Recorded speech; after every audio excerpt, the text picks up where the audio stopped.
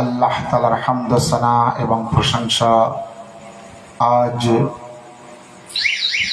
1447 হিজরির মহরমের 2য় তারিখ এবিডি কারবালা জাইনাবিয়া ইমাম বাড়িতে অনুষ্ঠিত হচ্ছে। আল্লাহর শুকর যে আমরা মজলিস, মাতাম এবং ফজিলাতে আহলে বাইত আলাইহিস সালাম এ ক্ষমতা আছে আমাদের, কি আমরা এই নসিব আছে আমাদেরকে আমরা বয়ান করতে পারি, শুনতে পারি, অন্যদেরকে শোনাতে পারি। এই তৌফিক আল্লাহ আমাদের দান করেছে। এ তৌফিক সকলের হয় না। কোরআন পাকের একটি সূরা আছে, সূরার নাম সূরায়ে শুআরা, 214 নম্বর আয়াত। বিসমিল্লাহির রহমানির রহিম। ওয়া আনজির আশিরাতাকাল আকরাবিন, যার মধ্যে আল্লাহ রাব্বুল আলামিন ইরশাদ করছে যে হে মুহাম্মদ, হে আমার নবী সাল্লাল্লাহু আলাইহি ওয়াসাল্লাম, তুমি তোমার করিবি নিকটতম আত্মীয়দেরকে সতর্ক করো, ভয় দেখাও, তাদেরকে সতর্ক করো। সালাওয়াত।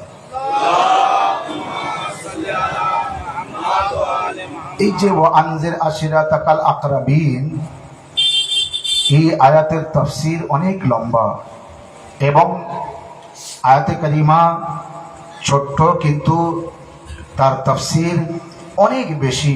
ঘটনা অনেক লম্বা ঘটনা। কত লম্বা ঘটনা!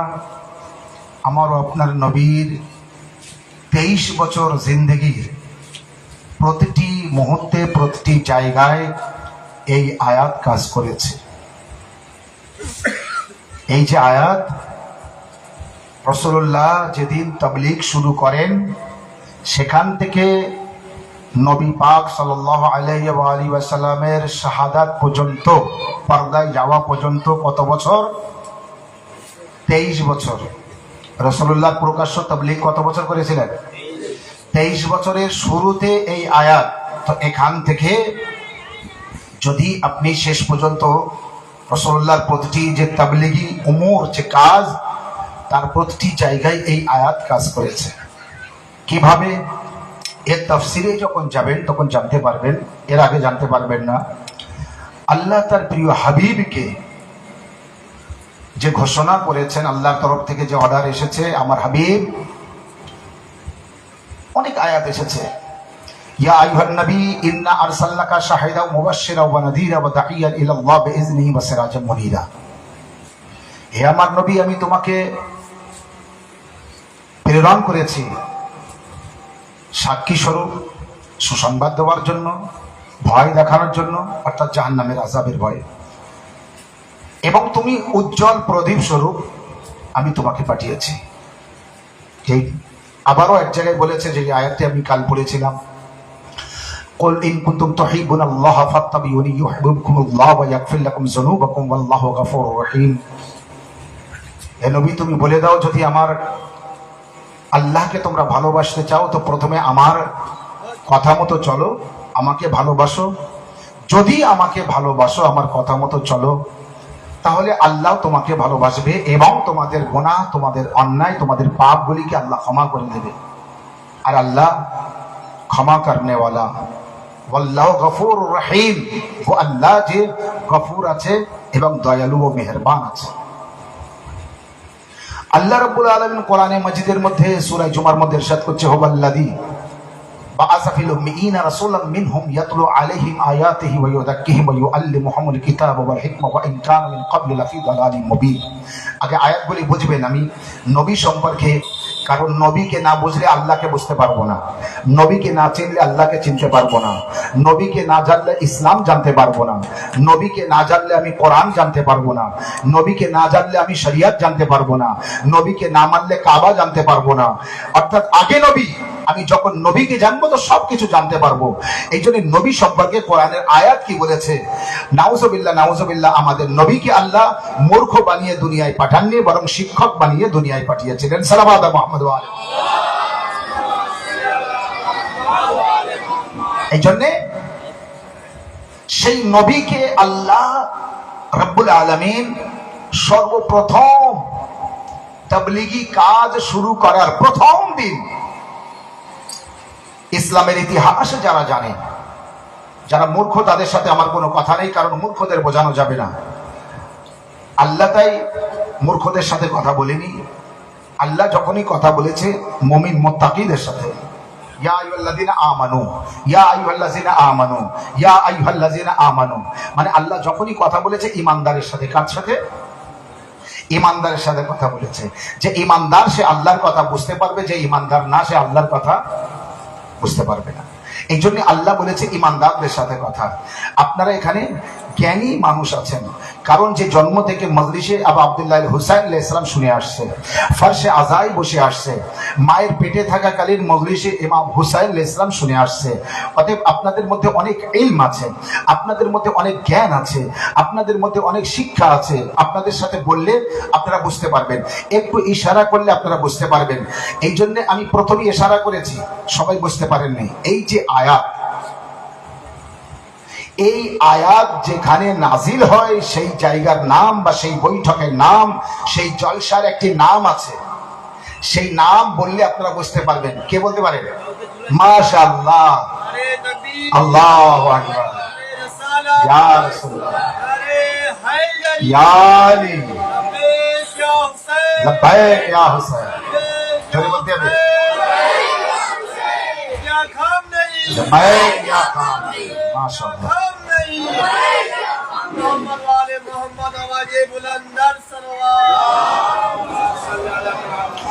ঠিক এইভাবে সাথে থাকলে আমি বোঝাতে আমার সুবিধা হবে আর আপনার বুঝতেও সুবিধা হবে। এই যে আয়াত, এই আয়াতটি নাজিল হওয়ার পরে একটি জলসা হয়েছিল, একটি বৈঠক হয়েছিল, একটি জলসা হয়েছিল। সেই জলসার নাম দাওয়াতে জুলাশেরা।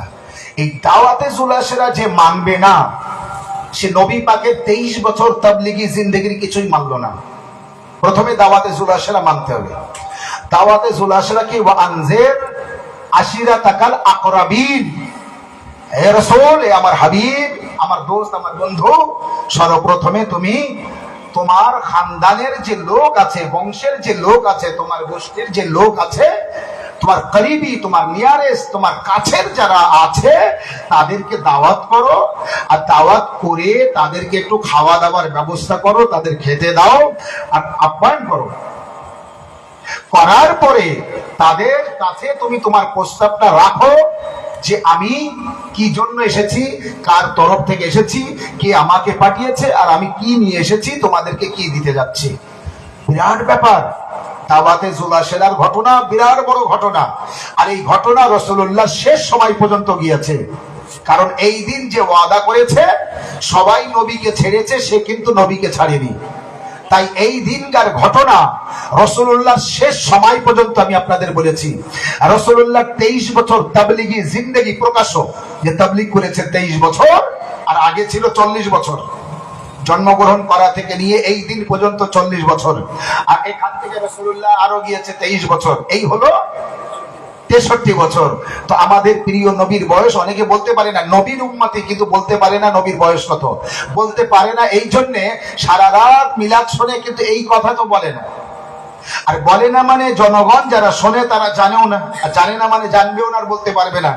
তো রাসূলুল্লাহর 23 বছর জিন্দেগির প্রথম দিন যে শুরু হচ্ছে, এই শুরু যেখান থেকে হয়েছিল, যে জায়গা থেকে হয়েছিল, তারিখে ইসলাম বলছে, ইসলামের ইতিহাস বলছে, যে জায়গায় রাসূলুল্লাহ সর্বপ্রথম মিলাদুন নবী জলসা করেছিলেন সেই জায়গা মসজিদ না, মসজিদ না, রাসূলুল্লাহর বাড়ি না, আল্লাহর পবিত্র কাবা ঘর না। যে জায়গায় সর্বপ্রথম এই দাওয়াতে জুলাশেরা এই জলসা মিলাদুন নবী জলসা করেছিলেন, সেই জায়গার নাম হযরতে আবু তালিবের ঘর। জিন্দাবাদ, জিন্দাবাদ, ইয়া আলী, ইয়া আলী।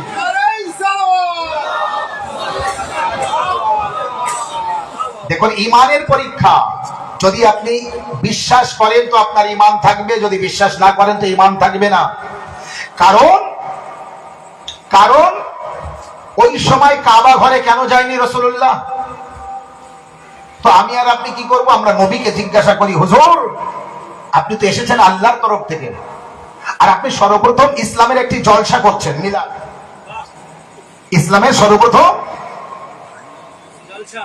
জলসা হচ্ছে মিলাদুন নবী জলসা। সেখানে ওয়াজ ও নসিহত হবে। সর্বপ্রথম ওয়াজ ও নসিহত আল্লাহর নবী, আপনি আল্লাহর ঘরে যান। কোথায় যান? পিছন পর্যন্ত উত্তর দেবেন, আল্লাহর ঘরে যান। কোথায় যান? আল্লাহর ঘরে যান। কারণ সর্বপ্রথম যখন আপনি জলসা করছেন, আচ্ছা বলুন, আমরা মজলিস করেছি, কাল প্রথম মজলিস করেছি, কারোর বাড়িতে করেছি না ইমাম বাড়িতে করেছি? ইমাম বাড়িতে করেছি। কারোর বাড়িতে করলে আপনারা সকলেই বলতেন, মাওলানা সাহেব ইয়ে মহরমের মজলিস বাড়িতে কেন, ইমাম বাড়িতে হবে? আমি যখন নামাজ পড়াবো, নামাজ জামাতে নামাজ পড়াবো, মাগরিবের নামাজ, মনে করুন মাগরিব এশার নামাজ হবে, যোহর আসরের নামাজ হবে, তো কারোর বাড়িতে জামাত করব, আপনি বলবেন না মাওলানা সাহেব নামাজ পড়াচ্ছেন তো মসজিদে যান, আপনি কেন কারোর বাড়িতে কেন পড়াচ্ছেন? উদাহরণগুলো মনে রাখবেন, আপনার বুঝতে সুবিধা হবে। খবরদার চুপচাপ থাকবেন না। অন্য জায়গায় আপনার নার্ভ, আপনার শিরা ঝিমিয়ে যেতে পারে, ফারসে আদায় ঝিমাবে না। এখানে যেন আপনি একটা খাইবারি নারা হয়ে যাক, খাইবারি নারা।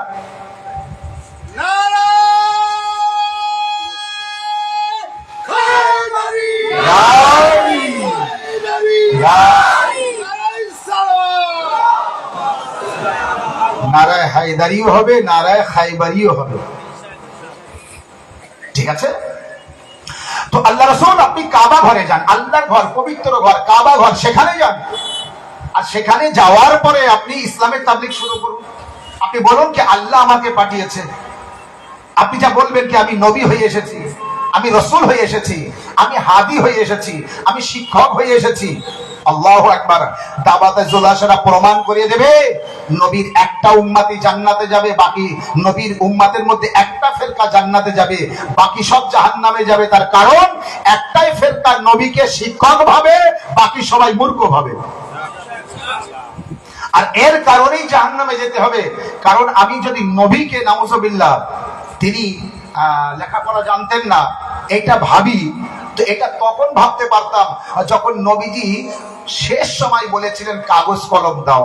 ওই দিন দিলে বুঝতে পারতে লেখাপড়া জানে না জানে। হ্যাঁ, যখন কেউ লেখাপড়া জানে না, সে যদি কাগজ কলম চায় তো দিয়ে দেন, কারণ সে তো লিখতে জানবে না, সে তো লিখতেই পারবে না, তো দিয়ে দেন কাগজ কলম। শুনুন, নাউজুবিল্লাহ নবী যদি লেখাপড়া না জানেন, তো নবীর থেকে যারা যারা এসেছে তারা কিভাবে লেখাপড়া জানেন? তার মানে হযরত আলী আলাইহিস সালাম, মা ফাতেমা জাহরা, ইমাম হাসান আলাইহিস সালাম, ইমাম হুসাইন আলাইহিস সালাম, ইমাম যাইনুল আবেদিন মুহাম্মদ বাকর, জাফর সাদিক, মুসাই কাজী, আলী রেজা, মুহাম্মদ তাকি, আলী নাকি, হাসান আসকারি, আখেরি ইমাম পর্যন্ত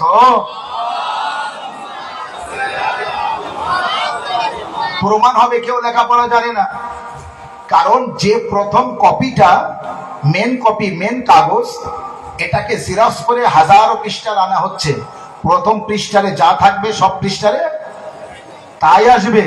নবী বলেছেন আউয়ালুনা মুহাম্মদ ওয়া আখিরুনা মুহাম্মদ ওয়া আওসাতুনা মুহাম্মদ ওয়া কুল্লুনা মুহাম্মদ। আমার প্রথমও মুহাম্মদ, শেষও মুহাম্মদ, মাঝখানেও মুহাম্মদ, আমরা যারা আছি সবই মুহাম্মদ। তো প্রথম পৃষ্ঠারে যদি শিক্ষা না থাকে তো বাকিগুলো জেরক্সে শিক্ষা থাকবে না। তাহলে যদি শিক্ষা না থাকে, মেম্বারে, কুফার মেম্বারে মাওলা আলী আলাইহিস সালাম কেন বলেছিলেন সালুনি সালুনি কাবলান তাফকিদুনি, জেনে নাও জেনে নাও, যা কিছু জানার আছে আমার কাছে প্রশ্ন করো, আমি জমিনের থেকে আসমানের খবর বেশি জানি। আর এর আগে তোমরা আমাকে হারিয়ে ফেলো, আমার কাছে প্রশ্ন করো, আমার কাছে জানো। তো আমি বলবো আল্লাহ নবী, আমরা আপনার কলেমা পড়ে আপনার উম্মতি হয়েছে, আপনাকে মানি, আপনাকে বিশ্বাস করি, আপনাকে জানি, আপনাকে মহব্বত করি, আপনাকে ভালোবাসি। তো আপনার কাছে অনুরোধ করে বলবো, আপনি যখন প্রথমে ইসলামের জলসা করেছিলেন, তো ইসলামের জলসা আপনি আপনার বাড়িতে করুন। ইসলামের জলসা সর্বপ্রথম আপনি আল্লাহর ঘরে করুন। তো আল্লাহ নবী বলবে আমার বাড়ি করার মতো পরিস্থিতি নেই, এই জন্য আমি করতে পারলাম না। আমি বলবো আল্লাহ রসুল আপনি কেন আপনার বাড়িতে করতে পারবেন না? তো আল্লাহ নবী বলেন আমার বাড়ি কোথায়, যার বাপও নেই যার মাও নেই। আমার বাপ তো অনেক আগে মারা গিয়েছে, আমার মাও মারা গিয়েছে, আমি তো এখন ইয়েতিম আছি, আমি কোথায় সাহারা নেব, আমি কোথায় আশ্রয় নেব? তো এবার বলবো ইয়া রাসূলুল্লাহ তাহলে আল্লাহর ঘরে যান, আল্লাহর ঘরে যান, যাওয়ার পরে ওখানেই ইসলামে জলসা করুন। কারণ কাবা ঘর কার ঘর? আল্লাহর ঘর। যাকে হাজি সাহেবরা দেখে এসেছে ওনারা পরিষ্কার বলতে পারবে লাব্বাইক আল্লাহুম্মা লাব্বাইক। বিশ্বের মধ্যে কোন জায়গায় কোন ঘরকে দেখে তারা এইভাবে সালাম দেয় না, এইভাবে লাব্বাইক বলে না। কিন্তু হাজিরা যখন হজ করতে যায় তো দূর থেকে কাবা ঘর দেখতে দেখতে বলতে বলতে যায় লাব্বাইক আল্লাহুম্মা লাব্বাইক আল্লাহুম্মা লাব্বাইক আল্লাহুম্মা লাব্বাইক আল্লাহুম্মা লাব্বাইক। আল্লাহ আমি হাজির আছি, আল্লাহ আমি উপস্থিত আছি। আল্লাহ ওখানে আছে? আল্লাহ তো সব জায়গায়, কিন্তু ওখানে বলা হচ্ছে কেন না? এই সেই বাইতুল্লাহ, এই সেই আল্লাহর পবিত্র ঘর। তো আমি বলবো হুজুর আপনি আল্লাহর ঘরে যান, যাবার পরে দাওয়াতে জুলাশেরার এখানেই আপনি ওই প্রোগ্রাম করুন, ইসলামে জলসা করুন। তো আল্লাহর নবী বলবেন কি আল্লাহর পবিত্র ঘর বটে, কিন্তু এই মুহূর্তে আল্লাহর ঘরে ইসলামে জলসা করার মতো পরিস্থিতি নেই। আল্লাহর পবিত্র ঘরে এখন ইসলামে জলসা করার মতো পরিস্থিতি নেই, কারণ 360 জন বসে আছে। না বোঝাতে পারিনি?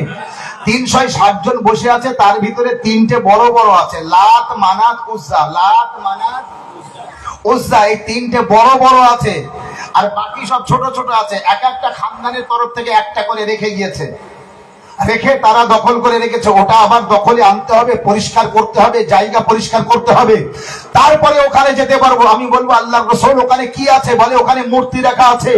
কাবা ঘরে এখন মূর্তি আছে, যতক্ষণ মূর্তি পরিষ্কার না হবে আর ততক্ষণ পর্যন্ত ইসলামের জলসা হবে না। আমি বলবো আল্লাহর রাসূল তাহলে আপনি জলসা কোথায় করছেন? বলে আমার চাচা আবু তালিবের ঘরে করছি, আমার চাচা আবু তালিবের ঘরে। আমি বলবো আল্লাহর রাসূল আচ্ছা আওয়াজ একটু আগে ভালো ছিল, এই মুহূর্তে আওয়াজটা একটু কিন্তু কমে গিয়েছে। সালাওয়াত মুহাম্মদ ওয়া আলি মুহাম্মদ। হুজুর আইবা ঠিক আছে, হুজুর আপনি কোথায় করবেন তাহলে ইসলামের জলসা? বলে আবু তালিব, আমার চাচা আবু তালিবের বাড়িতে। আমি বললাম কেন আবু তালিবের বাড়িতে করবেন কেন? আপনার উম্মতিরা বলে আপনার চাচা কলেমা পড়েনি। আপনার উম্মতিরা বলে, কারা বলে? নবীর কিছু উম্মতিরা বলে যে হযরতে আবু তালিব আলাইহিস সালাম কলেমা পড়েনি। বলে না? বলে না? কিন্তু যে কলেমা পড়েনি তার মানে কি সে মুসলমান না? কাবা ঘর এই মুহূর্তে পরিস্থিতি নেই, কারণ না ওখানে মূর্তি রাখা আছে। নাউজুবিল্লাহ, হযরতে আবু তালিব আলাইহিস সালাম যদি কলেমা না পড়ে থাকে তাহলে মূর্তি পুজো করে। যেখানে মূর্তি রাখা আছে সেখানে যদি ইসলামে জলসা না করা যায় তো মূর্তি পূজারীর ঘরে কিভাবে ইসলামে জলসা করা যায়? না বোঝা যায়নি? আল্লাহর রাসূল আমার উত্তর দেবেন, আমাদের উত্তর দেবেন, হে আমার উম্মতিরা একটু ঠান্ডা মাথায় বিচার করো। যেখানে মূর্তি আছে সেখানে যখন ইসলামে জলসা করছি না, আমার চাচা যদি মূর্তি পূজারী হতো আমার চাচার ঘরে ইসলামে জলসা করতাম না। আর সব থেকে বড় কথা, আমি শেষ নবী, আখেরি নবী, আল্লাহর হাবিব, আল্লাহর দোস্ত, আল্লাহর বন্ধু, আমার চাচা যদি কলেমা না পড়তো তো আমার চাচার হাতের আমি খেতাম না, আমার চাচার হাতের আমি খেতাম না। এখানে দাঁড়িয়ে আপনাকে ইনসাফ করে বলতে হবে মাওলানা সাহেব বড় না রাসূলুল্লাহ বড়? মাওলানা সাহেব বলছে হযরতে আবু তালিব কলেমা পড়েনি, আর রাসূলুল্লাহ বলছেন হযরতে আবু তালিব কলেমা পড়েছে। কারণ যদি আবু তালিব কলেমা না পড়তো এখানে দুটো কথার প্রমাণ পাবেন। একটা, আমি তানার হাতের খেতাম না, আর এক, তানার বাড়িতে ইসলামে জলসা করতাম না।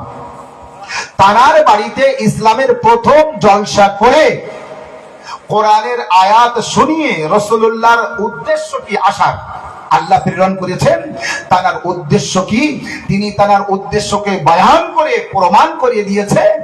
আমি এসেছি আল্লাহর তরফ থেকে, তিনিও হক। আমি এসেছি আল্লাহর তরফ থেকে, নবী আমিও হক। আমি যে ঘরে ইসলামের দাওয়াত দিচ্ছি সে ঘরও হক। নারে তাকবীর, নারে রিসালাত, নারে হায়দারি, মান মুহাম্মদ ওয়া আলে মুহাম্মদ আওয়াজে বুলন্দ সালাওয়াত। হক জিনিসটা বুঝবেন। আল্লাহ পাঠিয়েছে নবীকে, হক, এর মধ্যে কোনো সন্দেহ নেই। নবী আল্লাহর তরফ থেকে এসেছে, হক বা সত্য, এর মধ্যে কোনো সন্দেহ নেই। আর যে ঘরে ইসলামের দাওয়াত দিচ্ছে, জলসা হচ্ছে, এ ঘরও ইসলামের ঘর, হক সত্য, এর মধ্যে কোনো সন্দেহ নেই।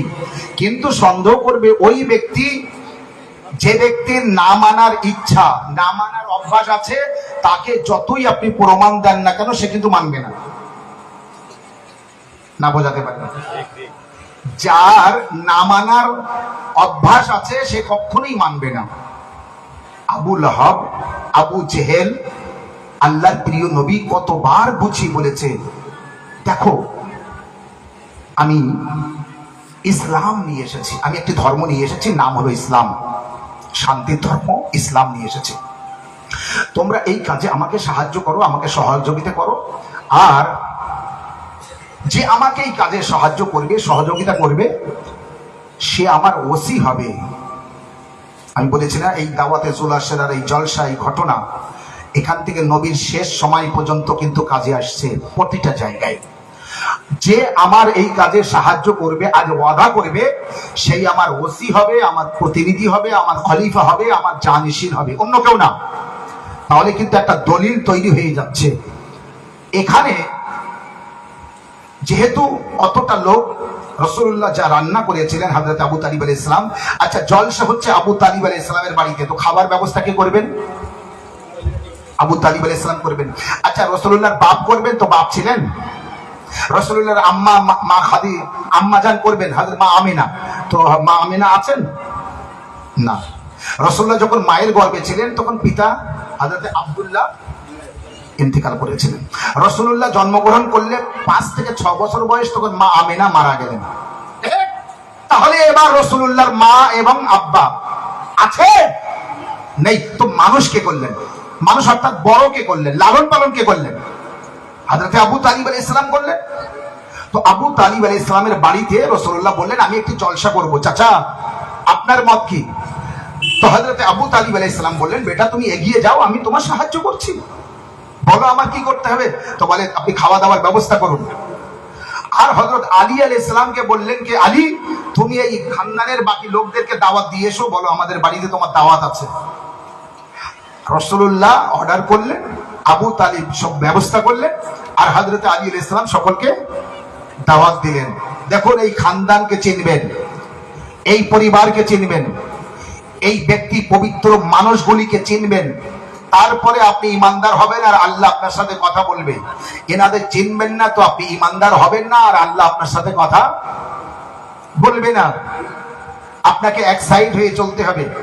তাই হযরত আবু তালিব আলাইহিস সালাম যে রান্না করেছিলেন, তারা এসেছিল তো অনেক লোক, চলো মোহাম্মদ কি বলে শুনে আসি, ওদের ভাষায় মোহাম্মদ কি বলে শুনে আসি।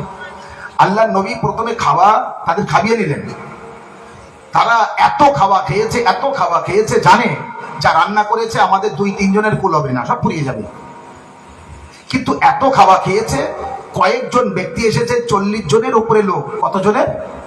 40 জনের উপরে লোক এসেছে, আর এক একজন 40 জনের মতো খায়, এক একজন 40 জনের মতো খায়। আপনি শুনেছেন যে হয়তো একজন ব্যক্তি ছিল যার নামের মানে হচ্ছে মেয়ে কুকুর। একজন ব্যক্তি ছিল যার নামের মানে হচ্ছে কুকুর, কিন্তু কুকুর স্ত্রীলিঙ্গ। সেই ব্যক্তি নাস্তায় 6টা করে ছাগল খেত। ঠিক আছে, ও ছাগল এই আমাদের পাড়ার এই ছোট ছোট বাচ্চা ছাগল না, এক আপনি আল্লাহ আপনাকে নসিব করুক, যখন ইরান ইরাকে যাবেন, শাম কুফা বাসরায় যাবেন, তো দেখবেন ওদিককার ছাগল কত বড় বড় হয়। হজে যাবেন, আরবে যাবেন, তো দেখবেন কত বড় বড় হয়। ওই 6টা ছাগল যদি নাস্তায় খায়, তো তার অবস্থা কি বুঝতে পারছেন? দুনিয়া খেয়ে ফেলবে না? যখন হযরত আবু তালিব আলাইহিস সালাম খাওয়া দাওয়ার ব্যবস্থা করলেন, তো এরা তো জানে আমাদের 2-3 জনে আমরা শেষ করে দেবো। কিন্তু সেই 40 জন সব খেলো, খাওয়ার পরও যতটা রান্না ততটাই থেকে গেল, যতটা রান্না ততটাই থেকে গেল। আল্লাহর নবী খাওয়া দাওয়া করানোর পরে এবার বলতে যাবেন, আর তারা বলে উঠলো জাদু করেছে, সামান্য খাদ্য বেশি করে দিয়েছে, মোহাম্মদের কথা শোনা যাবে না বলে চলে গেল। সেখানে একেবারে জোর জবরদস্তি করে হই হুল্লার আওয়াজ করতে করতে চলে গেল। দ্বিতীয় দিন একই আবার খাওয়া দাওয়ার ব্যবস্থা করতে বললেন। আবু তালিব আবার খাওয়া দাওয়ার ব্যবস্থা করলেন হযরত আবু তালিব আলাইহিস সালাম। আলী আলাইহিস সালাম বাড়িতে বাড়িতে যে আবার সকলকে দাওয়াত দিয়ে আসলেন, একই প্রোগ্রাম করলেন, কিন্তু খাওয়া দাওয়া করে আজও রাশ করে চলে যাচ্ছে। আবু জেহেল, আবু লাহাব তাদের লিডার। তৃতীয় দিন আবার একইভাবে প্রোগ্রাম করা হলো, আজও খাওয়া দাওয়া করে রাশ করে চলে যাচ্ছে। মানে মনে করছিল এইভাবে জীবনটা কাটাবো। সালাওয়াত মুহাম্মদ, ভাবছিল প্রতিদিন আসবো আর এইভাবে খেয়ে খেয়ে চলে যাব। মোহাম্মদ বলতে যাবে রাশ করেছে আর বসে রেখে চলে যাব। আজ একটি লাঠির সাহারায়, আসার সাহারায় ঘরের ভিতর থেকে বার হয়ে আসলেন কে? হযরতে আবু তালিব আলাইহিস সালাম। বার হয়ে আসার পরে বললেন আবু লাহাব ও আবু জেহেলকে, বাকি অন্যান্যদেরকে, এখানে ঠান্ডা হয়ে বসো, খেয়েছ যখন শুনে যেতে হবে। কুম ইয়া সাইয়্যিদি ওয়া মাওলাই। আল্লাহর নবীর দিকে এখনো রাসূলুল্লাহ বলেননি কি আমি নবী, তোমরা মানো, এখনো ঘোষণা হয়নি। কারণ এরা তো বলতেই দেয়নি, এখনো জলসা শুরু হয়নি, করতেই দিচ্ছে না জলসা। হচ্ছে আবু তালিবের বাড়িতে, আর খেয়ে খেয়ে পেট মোটা করে চলে যাচ্ছে, আর মানে রাজ করে করে চলে যাচ্ছে। কি ব্যাপার? না, হবে না। সর্বপ্রথম জলসা যার বাড়িতে হলো তার নাম হযরতে আবু তালিব আলাইহিস সালাম। যার নির্দেশে হলো আবু জেহেল, আবু লাহাব, মানুক আর না মানুক, বসে শুনতে হলো যার কথায়, তিনি হযরতে আবু তালিব আলাইহিস সালাম। ঈমান দেখুন হযরতে আবু তালিব আলাইহিস সালামের। এরপর কি বলেন? কুম, আল্লাহর নবীর দিকে তাকিয়ে।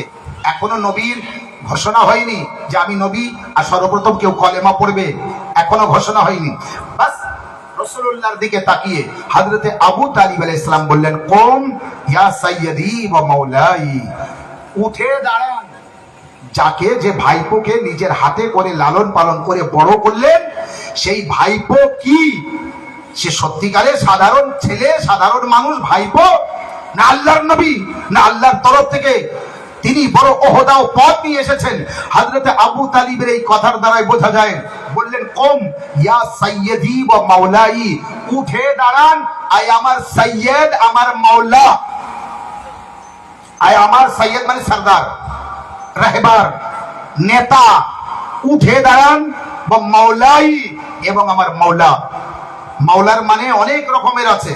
প্রায় লোক সব মাওলা মানে বন্ধু নেয়, দোস্ত নেয়, কিন্তু মাওলা, এখানে রাসূলুল্লাহকে মাওলা বলার অর্থ হচ্ছে রাহবার, প্রতিনিধি, নেতা, সরদার, আকা। তাই মাওলা। এই জন্যই তো আজ হেলে দুলে দরুদ শরীফে বলা হয় মাওলানা। এই মাওলা শব্দ সর্বপ্রথম যিনি বলেছিলেন নবীকে, তিনি হলেন হযরতে আবু তালিব। আর সেই নবী যে মাওলা, সেটা গাদিরে খমের ময়দানে আলীর দুই বাজু ধরে সেটা শোধ করে দিলেন। চাচা আবু তালিব, আপনি আমাকে মাওলা বলেছিলেন, আমি ঋণী ছিলাম। আজ আপনার ছেলের হাত ধরে উঁচু করে ঋণটা শোধ করে দিলাম। মান কুনতু মাওলা ফাহাযা আলীউন মাওলা।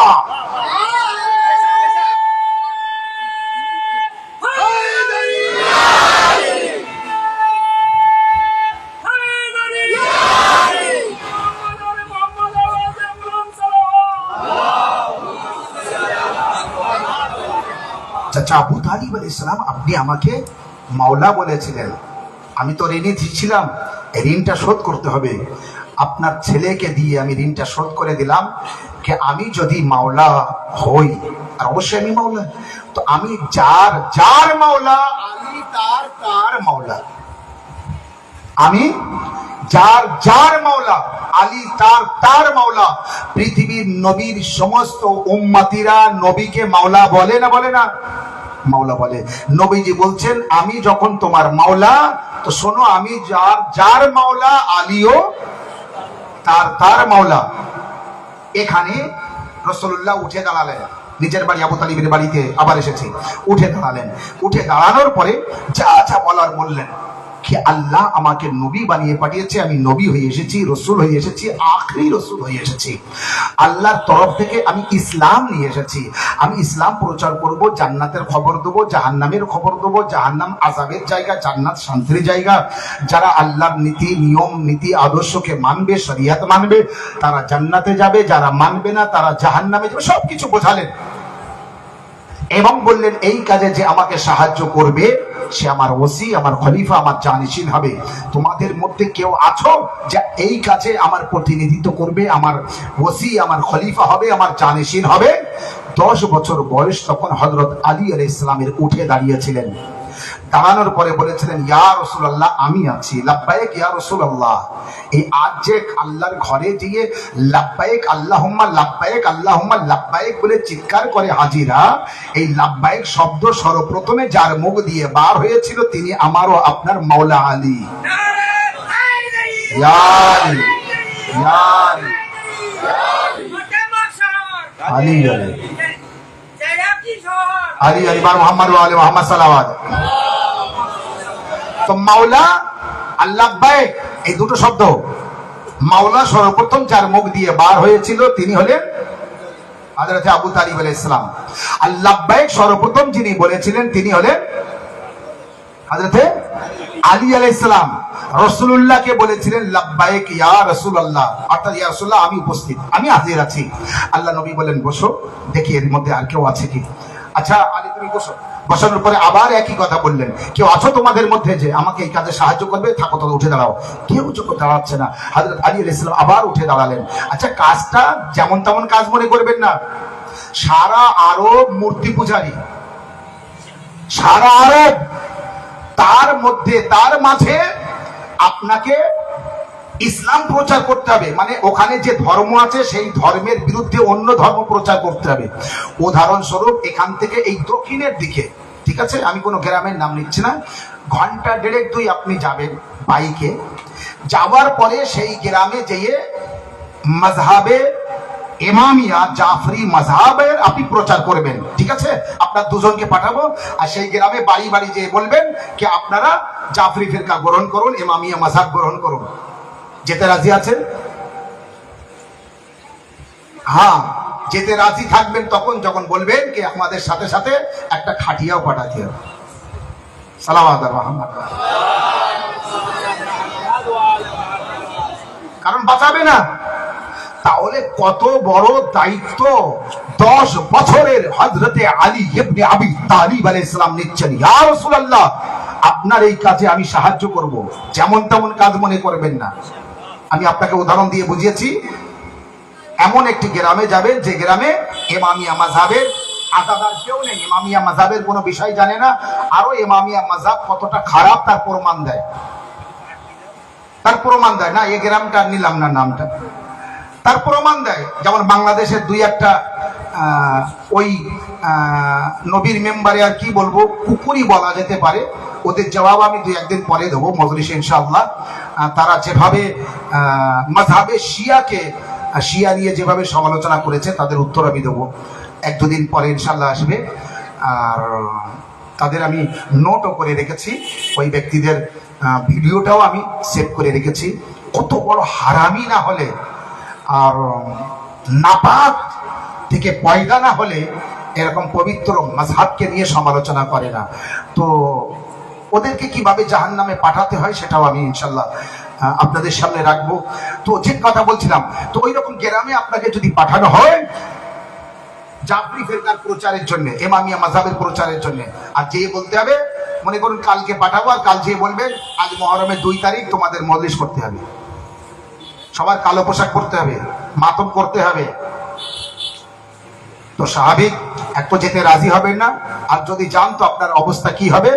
ওই নূহ নবীর মতো অবস্থা হবে, যে নূহ নবীর রাস্তায় এমন হাল করতো কে সন্ধ্যা হতে না হতে নূহ নবী একা বার হতেন, আইয়ুহান নাস কুলু লা ইলাহা ইল্লাল্লাহ তুফলিহুন, হে মানব সকল তোমরা লা ইলাহা ইল্লাল্লাহ পড়ো, তোমরা নাজাত পাবে, কামিয়াব হবে, জান্নাতে যাবে, এই কথা বলতেন।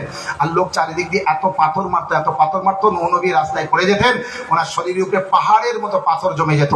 রাত্রে আল্লাহ জিব্রাইলকে পাঠাতো, জিব্রাইল আসতো, নিজের ডানা দিয়ে পাথরগুলি সরিয়ে পরিষ্কার করে, আর নিজের রুমাল দিয়ে নূহ নবী জখমি, নূহ নবী রক্তগুলো মুছে পরিষ্কার করে, আবার নিজের যেহেতু ডানার স্পর্শ করলে নূহ নবী আবার স্বাভাবিক হয়ে যেত, বাড়িতে যেতেন।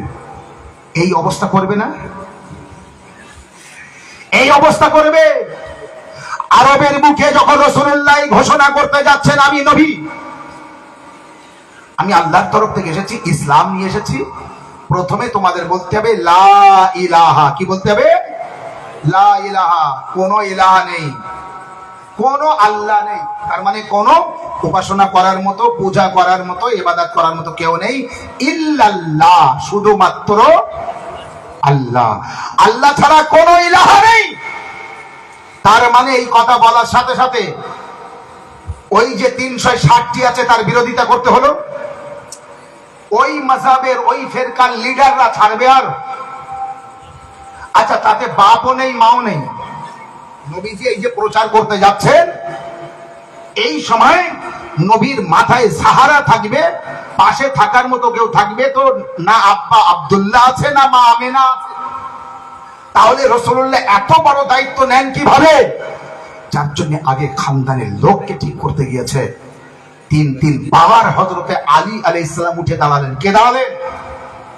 গদ্দার হযরত আলী আলাইহিস সালামের সাথে গদ্দারি। তিন বার আলী আলাইহিস সালাম উঠে দাঁড়ালেন।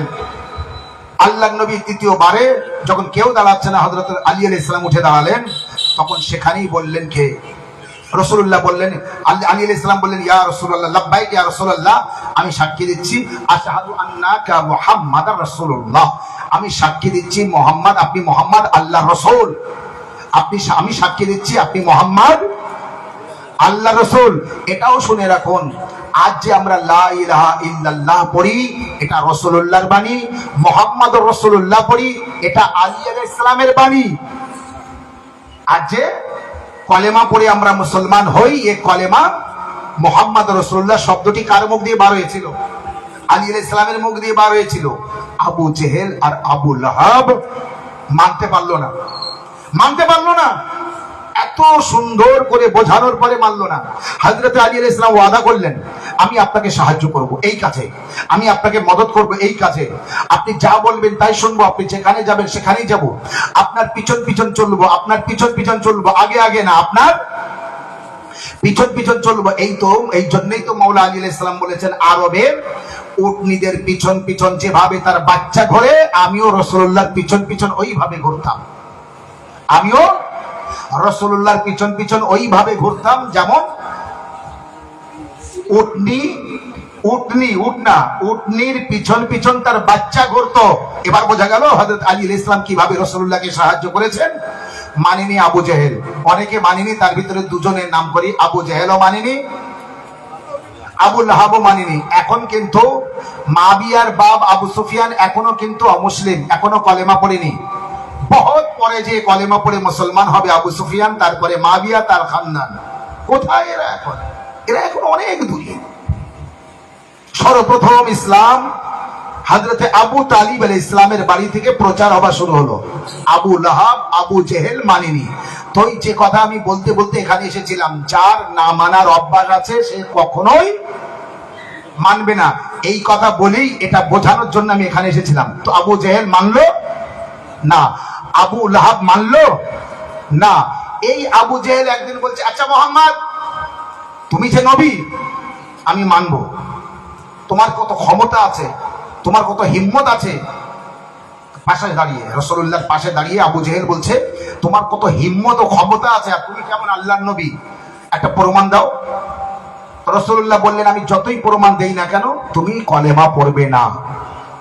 আমি জানি তুমি কলেমা পড়বে না। তো আবু জেহেল বলছে, কলেমা পড়ি কিনা দেখো, আমি যেটা বলছি একবার করে দেখো। আল্লাহর নবী বললেন, বলো আমার কি করতে হবে। তো বলে, ওই যে চাঁদ আছে না, বলে হ্যাঁ, বলে ওই চাঁদকে 2 টুকরো করে দাও, দেখি তুমি কিরকম নবী, তুমি কেমন নবী আমি দেখবো, চাঁদকে 2 টুকরো করে দাও। আল্লাহর নবী বললেন কি, আবু জেহেল দেখো, আমি ওই চাঁদকে যদি 2 টুকরো করেও দেই, তাও তুমি কলেমা পড়বে না। নবী না, গায়েবী খবর রাখে না। আবু জেহেল বলছে, করে তো দেখো, আমি অবশ্যই কলেমা পড়বো। নবী বললেন, পড়বে না। আমি করবো কিন্তু পড়বে না। আবু জেহেল বলছে, করে দেখো, আমি পড়ি কিনা দেখো। আল্লাহর নবী চাঁদের দিকে ইশারা করলেন, চাঁদ 2 টুকরো হয়ে গেল। যেই চাঁদ 2 টুকরো হয়ে গেল, রাসূলুল্লাহ আবার বললেন কি, এক হয়ে যাও, আবার এক হয়ে গেল। আবু জেহেল কি চিন্তা ভাবনা, রাসূলুল্লাহ বললেন কি চিন্তা ভাবনা। আবু জেহেল বলল, কি কলেমা পড়বো কিভাবে, ও তো তুমি জাদু করেছো। সাহাবা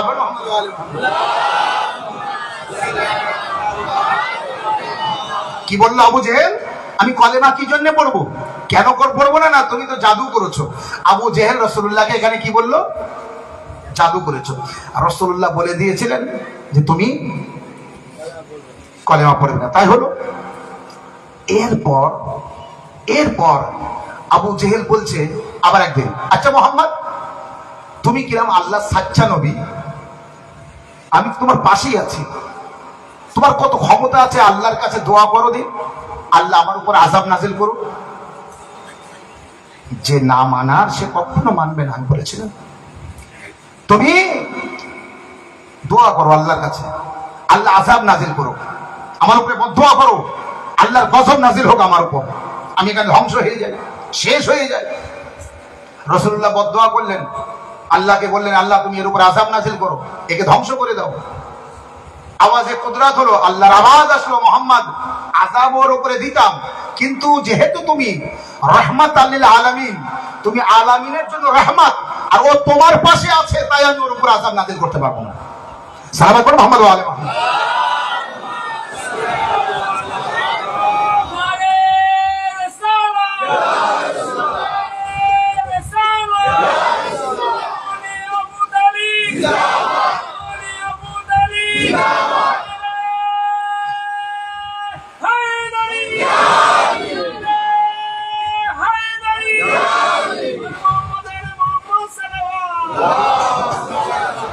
যেহেতু তুমি রাহমাতাল লিল আলামিন আর তোমার পাশেও আছে, আমি যদি ওর উপরে আযাব নাজিল করি, রাহমাতাল লিল আলামিন অপমানিত হবে, তো আমি ওর উপরে আযাব নাজিল করতে পারছি না, এই জন্য আমি আযাব থামিয়ে রাখলাম। ঠিক আছে, তুই আযাব রাখা তো থাকবে, সেই মুবাহেলার ময়দানে মিথ্যাবাদীদের উপরে আযাব নাজিল হবে, তো ওখানে মিথ্যাবাদী তো হার মেনে গেল, তো সেই মিথ্যাবাদী এখনো প্রমাণ হলো না। ফেদাকের বাগান কেড়ে নিয়ে ফাতেমা জাহরা জানতেন দেবে না, তারপরও গিয়েছিলেন এই কারণে কি আমার বাগান আমাকে দেওয়া হোক, তারা দেবে না, তারপরও গিয়েছিলেন। কেন গিয়েছিলেন? প্রমাণ করাতে যে সেই মিথ্যাবাদীর উপর যে লানাত হবে সেইটা রাখা ছিল, সেইটা সেই মিথ্যাবাদীর উপরে পাঠানোর জন্য ফাতেমা জাহরা গিয়েছিলেন, প্রমাণ করার জন্য মিথ্যাবাদীকে। কারণ মা ফাতেমার কাছে সার্টিফিকেট চাচ্ছে যে ফেদাকের বাগান তোমার, তার প্রমাণ করো। ঠিক এখানেও আযাব থেকে গেল, আবু জেহেলের উপরে আযাব নাজিল করতে পারলো না। গাদিরে খমের ময়দানে রাসূলুল্লাহ যখন বললেন মান কুনতু মাওলা ফাহাজা আলীউন মাওলা, আমি যার মাওলা আলী তার মাওলা, সবাই বাইয়াত করলো, মেনে নিল। এক ব্যক্তি নাম ছিল হারেস বিন নোমানে ফাহরি, এই হারেস নামক ব্যক্তি উঠে দাঁড়ালো, নিজের উঠ নিল গরম মেজাজে, হে মোহাম্মদ, কলেমা পড়তে বলেছো পড়েছি, নামাজ পড়তে বলেছো পড়েছি, রোজা রাখতে বলেছো রেখেছি, জিয়ারাতে যেতে বলেছো গিয়েছি, হজে যেতে বলেছো গিয়েছি, তোমার সাথে হজ করে এই ফিরে আসছি, তুমি যুদ্ধে যেতে বলেছো, যেখানে যা বলেছো তোমার কথা মতো সব শুনেছি। আজ তুমি যে হযরত আলীকে মাওলা বানিয়েছো, খলিফা বানিয়েছো, আমার মনে হয় আল্লাহর তরফ থেকে না, তোমার তরফ থেকে বানিয়েছো। যদি আল্লাহর তরফ থেকে হয়ে থাকে, আমি তো আলীকে মাওলা মানি না। সে বলছে হারেস, যদি তুমি আলীকে আল্লাহর তরফ থেকে বানিয়ে থাকো, তাহলে আমার সন্দেহ ভুল, আল্লাহ আমার উপর আযাব নাযিল করুক, আল্লাহ আমার উপর আযাব নাযিল করুক। আমার মনে হয় তুমি তোমার তরফ থেকে হযরত আলীকে খলিফা করেছো, যদি আল্লাহর তরফ থেকে হয়ে থাকে তো আমার উপরে আযাব আসুক। এই বলে এ নিজের দিকে এগিয়ে যাচ্ছে, এর মধ্যে আযাব আসলো আর হারেসের মাথায় পড়লো, হারেসের ওখানেই গজব নাজিল হলো, হারেসকে পাতালে নিয়ে গেল।